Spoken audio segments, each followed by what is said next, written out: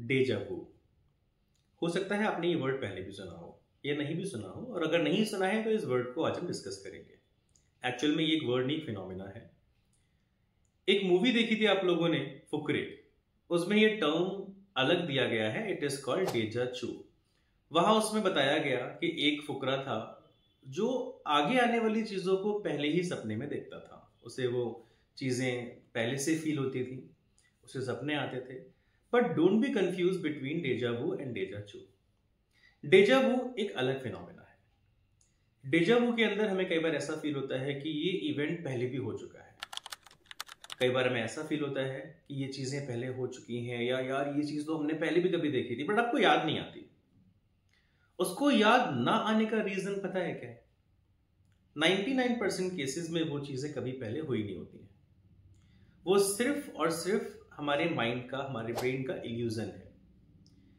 Actual में हम जो भी चीजें देखते हैं, विजुअलाइज करते हैं, उन सभी का कनेक्शन हमारी आईज के साथ है और आईज का कनेक्शन आपकी ब्रेन के साथ है।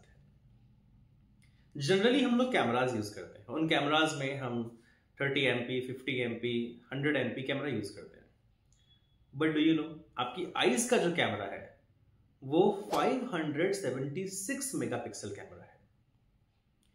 और इस कैमरा से हम ऑल टाइम इमेजेस को क्लिक करते हैं और वही इमेजेस हमारे ब्रेन तक जाती हैं।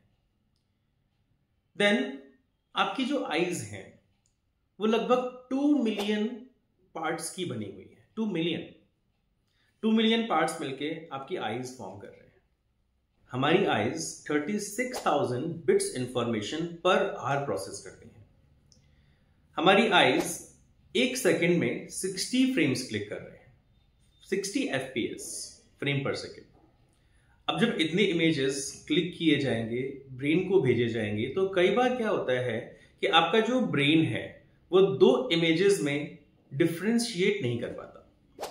उसे लगता है कि ये इमेज अभी की है, ये करंट इमेज है, और किसी एक पर्टिकुलर इमेज को वो पास्ट टाइम का मान लेता है कि शायद वो चीज पहले कभी हुई थी, इट्स जस्ट अ मेमोरी। तो एक पिक को, एक इमेज को, एक पिक्चर को वो मेमोरी मानता है, और दूसरी सेम टाइम पर क्लिक किया गया इमेज वो करंट सिचुएशन जो वहां पर हो रही है उसे मानता है।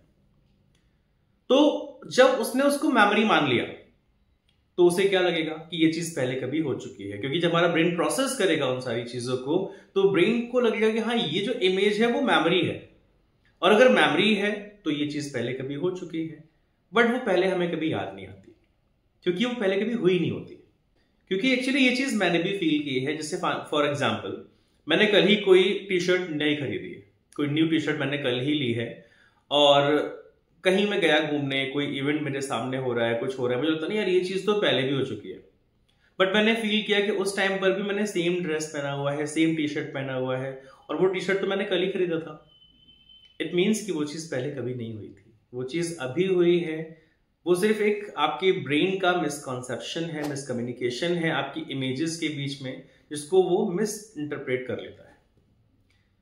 इसी वजह से हमें लगता है कि एक जो इमेज है वो मेमोरी में चली गई थी, तो लगता है कि वो चीज पहले कभी हो चुकी है। एक्चुअल में वो चीज कभी नहीं हुई होती है। जैसे मैंने कहा, साइंस इज अ साइंस।